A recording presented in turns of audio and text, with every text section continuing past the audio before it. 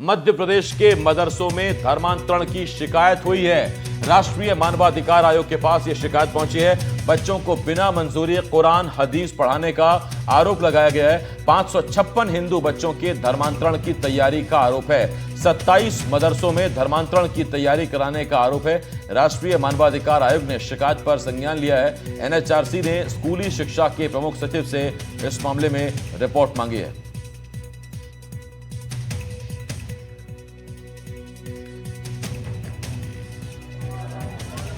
मध्य प्रदेश सरकार और शिक्षा विभाग भी कठोर कार्रवाई करेगा।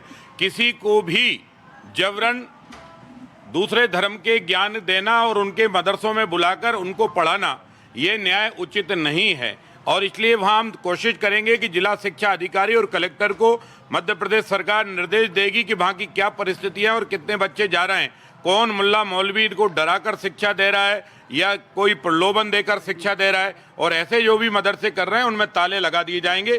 कोई भी मदरसे ऐसे नहीं चलेंगे जो सनातनी या हिंदू बच्चों को या जैन बौद्ध या सिख बच्चों को वहाँ पर जो है दूसरे धर्म की इस्लाम की तालीम दी जाए, कभी कतई बर्दाश्त नहीं की जाएगा। एमपी के मदरसों में धर्मांतरण का आरोप लग रहा है। मानवाधिकार आयोग ने रिपोर्ट मांगी। बीजेपी विधायक रामेश्वर शर्मा ने बयान दिया कि जबरन दूसरे धर्म के बारे में पढ़ाना सही नहीं है। ऐसे मदरसों में ताले लगा दिए जाएंगे।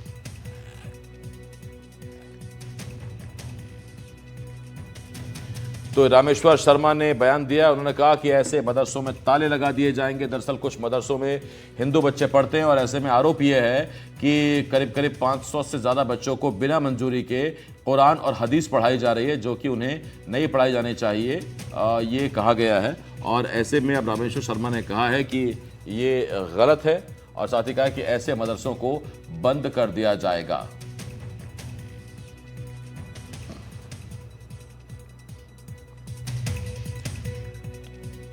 एमपी में मदरसों को लेके विवाद हो गया है। मामला क्या है आपको बताते हैं। दरअसल एक शिकायत पहुंची और शिकायत पहुंची सीधा एनएचआरसी को, नेशनल ह्यूमन राइट काउंसिल को, और उनको शिकायत में कहा गया कि एमपी में मदरसे में पढ़ने वाले हिंदू बच्चों को बिना मंजूरी के कुरान और हदीस पढ़ाई जा रही है और साथ ही 500 से ज़्यादा बच्चों के धर्मांतरण की तैयारी चल रही है। और इसी के बाद ये प्रतिक्रिया आई है।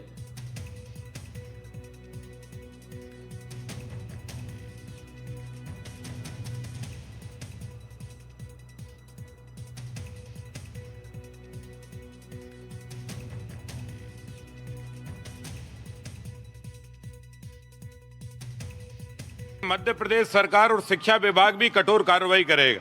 किसी को भी जबरन दूसरे धर्म के ज्ञान देना और उनके मदरसों में बुलाकर उनको पढ़ाना ये न्याय उचित नहीं है और इसलिए वहाँ हम कोशिश करेंगे कि जिला शिक्षा अधिकारी और कलेक्टर को मध्य प्रदेश सरकार निर्देश देगी कि वहाँ की क्या परिस्थितियाँ और कितने बच्चे जा रहे हैं, कौन मुल्ला मौलवी इनको डराकर शिक्षा दे रहा है या कोई प्रलोभन देकर शिक्षा दे रहा है, और ऐसे जो भी मदरसे कर रहे हैं उनमें ताले लगा दिए जाएंगे।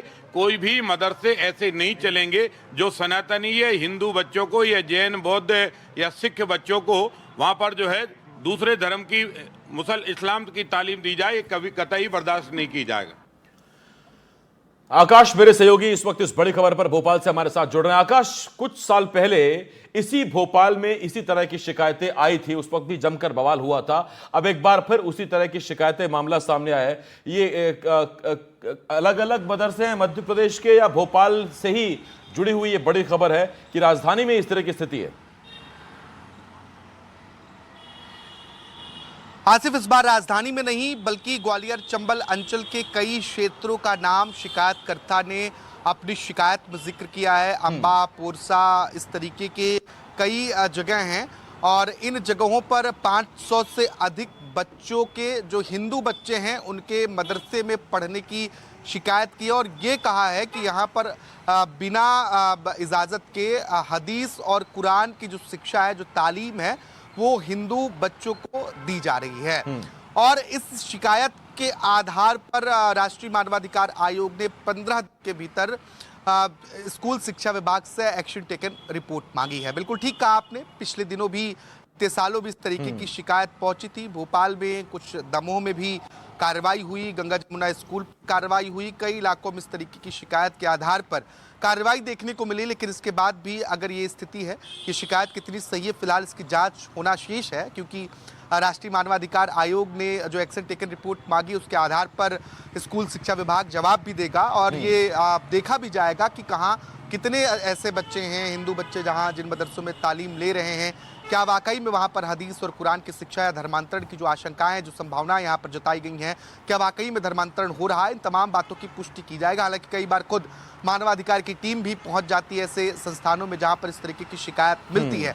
अभी शिकायत है, लेकिन अगर शिकायत ये लंबे बनी आ रही तो निश्चित तौर पर चिंता का विषय और सवाल उठते हैं प्रशासनिक कार्रवाई पर भी।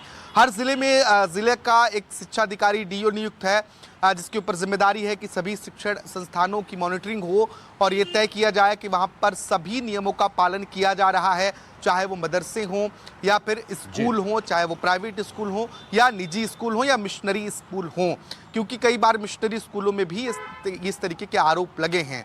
और लगातार ऐसी शिकायत आने के बावजूद अब तक ऐसी स्थितियों पर अगर नियंत्रण नहीं लगा है तो निश्चित तौर पर सवाल उठते हैं। हालांकि बीजेपी विधायक रामेश्वर शर्मा का कहना है कि मानवाधिकार आयोग के साथ साथ सरकार भी इस मसले पर कार्रवाई करेगी, लेकिन देखना होगा कि ये कार्रवाई कब तक होती है और क्या जो आरोप लगाए गए हैं, जो शिकायत की गई है, ये वाकई में उतनी तथ्यपरक है जितनी तथ्यपरकता के साथ इसे राष्ट्रीय मानव आयोग के समक्ष रखा गया है।